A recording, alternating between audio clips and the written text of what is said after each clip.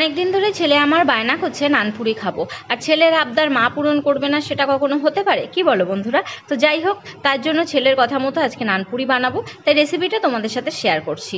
তো প্রথমে half cup দুধ আর হাফ কাপ জল নিতে হবে, তাই আমি দুধ আর জল একসাথে মিশিয়েই সেটাকে হালকা গরম করে নিয়েছিলাম। হালকা তোমরা গরম করে নিলেই হবে। তারপর ওর ভিতরে একটু সামান্য চিনি দিয়েছিলাম, সামান্য নুন দিয়েছিলাম, আর সামান্য ইস্ট দিয়েছিলাম, আর সব শেষে ওর ভিতরে দিয়ে নিয়েছিলাম হচ্ছে সাদা তেল। আর আরেকটা জিনিস দিতে হবে এর ভিতরে, এরপরে দিতে হবে এর ভিতরে একটু টক দই।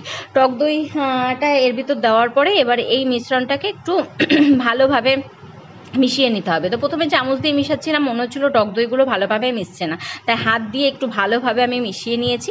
তারপরে এর ভিতরে দেখো আমি এবার ময়দা দিয়ে দেবো। তো তোমরা এরকম অল্প অল্প ময়দাই দিতে পারো, কারণ এই ডোটা না, নানপুরির ডোটা একটু নরম হতে হবে। তো আমি যেহেতু আন্দাজ হয়ে গেছে বলে একবারে যতটা ময়দা দিয়েছিলাম ততটাই আমার হয়ে গেছে। তো দেখো ময়দাগুলো আমি দিয়েছি, এবার আস্তে আস্তে মেখে নেবো। আর এই মাখাটা কিন্তু খুব তাড়াতাড়ি হয়ে যাবে। আমি কিন্তু কোনো ফাস্ট করিনি বা এডিট করিনি, যতটা সময় লেগেছে আমি ততটাই তোমাদেরকে দেখাচ্ছি। দেখো দেখো আস্তে আস্তে কত তাড়াতাড়ি আমার মাখা হয়ে যাচ্ছে। প্রায় 30 সেকেন্ডের মধ্যে কিন্তু মাখাটা প্রায় কমপ্লিট হয়ে যাবে। 1 মিনিট বড় জোর টাইম লাগবে। তারপরে যেই দেখবে হাতে একটু ময়দাটা লেগে যাবে, তো হালকা একটু এর ভিতরে তেল দিয়ে নেবে। তেল দিয়ে এটাকে খুব ভালোভাবে মেখে নেবে। তেলটা দেওয়ার পরে কিন্তু ময়দাটা তোমাদের হাতে লেগে লেগে যাবে না। তারপরে আমি খুব ভালোভাবে মেখে নেওয়ার পরে একটু রিফাইন তেল, সাদা তেল এর ভিতরে গায়ে মাখিয়ে নিচ্ছিলাম। মাখিয়ে নিয়ে একটু 2-3 বার ভালোভাবে মেখে নিলাম। মেখে নিয়ে এবার এটাকে ঢেকে রেখে দেবো। তা আবার 40 মিনিট কিংবা আধা ঘন্টা, তোমরা আধা ঘন্টার জন্য ঢাকলেই হবে।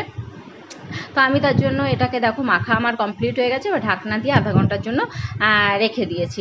আধা ঘন্টা পরে যখন আমি চলে আসলাম, দেখো আমার যে ডোটা করেছিলাম ফুলে ঢোল হয়ে গেছে। এবার এর পেটটা ফুটো করে হাওয়াগুলো বের করে দেবো, যেহেতু ইস্ট দিয়েছিলাম বলে ফুলে গেছিলো। এবার এটাকে খুব ভালোভাবে মেখে নেব। তো আমি খুব ভালোভাবে মেখে নিচ্ছিলাম। তো শাখা দুটোতে আমারও প্রবলেম হচ্ছিলো, দেখো শাখা গুটিয়ে এটাকে এমনভাবে মাখছিলাম।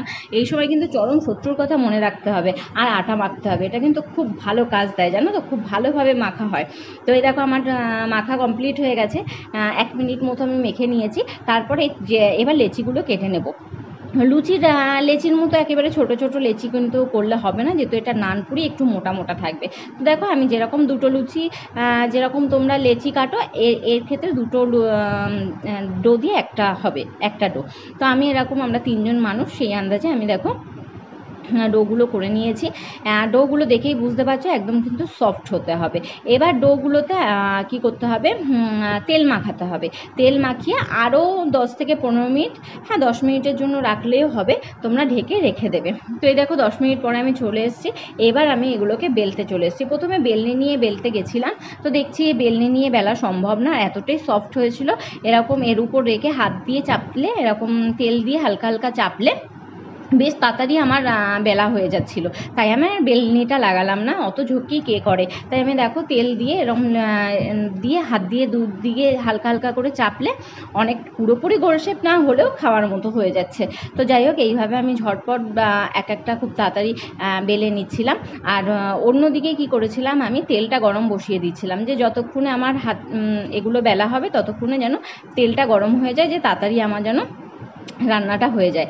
অত ওয়েট করতে পারবো না রান্নাঘরে। দেখো তেল গরম হয়ে যাওয়ার পরে আমি এর ভিতরে এক এক করে ছেড়ে দিচ্ছিলাম।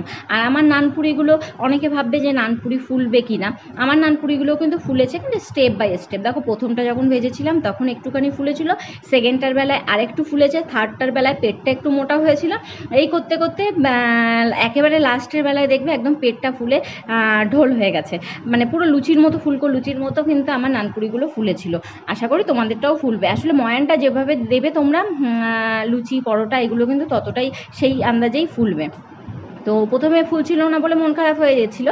একটা দুটো ভাজার পরে দেখো আস্তে ধীরে আমার নানপুরিগুলো কিন্তু বেশ ফুলেছে। শেষেরটার তো পেটটা একেবারে পুরো ফুলে ঢোল হয়ে গেছে। তো এইভাবে একে একে আমার সব নানপুরি ভাজা কমপ্লিট হয়ে গেছে। এবার তোমাদেরকে দেখানোর পালা। গরম ছিল বলে কোনটা দেখাবো বুঝতে পারছিলাম না, ঠান্ডাটা দেখানো দরকার, নাহলে গরমে তো বুঝতেই পারছো হাত পুরো জ্বলে যাবে। দেখো ভাজার পরে কতটা সফট হয়েছে, আর ভিতরটা দেখো, দেখেই বুঝতে পারছো বিয়েবাড়িতে যেরকম নানপুরি হয় সেম কিন্তু সেরকম নানপুরি হয়েছে, সেরকমই সফট হয়েছে। তোমরা যদি চাও এরকম নানপুরি বানাতে, অবশ্যই এই রেসিপিটা ফলো করে বাড়িতে একবার বানিয়ে দেখো। তো হাঁসের মাংস দিয়ে কি খাবো, যখন ওদেরকে বললাম নানপুরি হয়ে গেছে, কর্তামশাই বললো তাহলে দাও টেস্ট করার জন্য একটু টক দই দিয়ে খেয়ে দেখি। তো যে 3টে নিয়ে বসেছিলাম, তো ছেলে একটা নিয়ে নিল, আর 2টো হচ্ছে উনি টক দই দিয়ে খাবে, বাকিগুলো পরে হাঁসের মাংস দিয়ে খাওয়া হবে। খেতে কিন্তু বেশ সুন্দর হয়েছিল। ওকে আমি বললাম একটু দেখানোর জন্য, দেখো আবার কি সুন্দর ছিঁড়ে ছিঁড়ে দেখাচ্ছে, আর খুব সফট হয়েছিল বন্ধুরা। একবার কিন্তু তোমরা এই রেসিপিটা ফলো করে বাড়িতে বানিয়ে দেখতেই পারো। তো আজকের ভিডিওটা এখানেই শেষ করব বন্ধুরা। যদি তোমাদের ভালো লাগে অবশ্যই একটা লাইক করবে, কমেন্ট করবে, শেয়ার করবে, আর আমার চ্যানেলে নতুন হয়ে থাকলে প্লিজ চ্যানেলটাকে সাবস্ক্রাইব করে আমার পাশে থাকবে।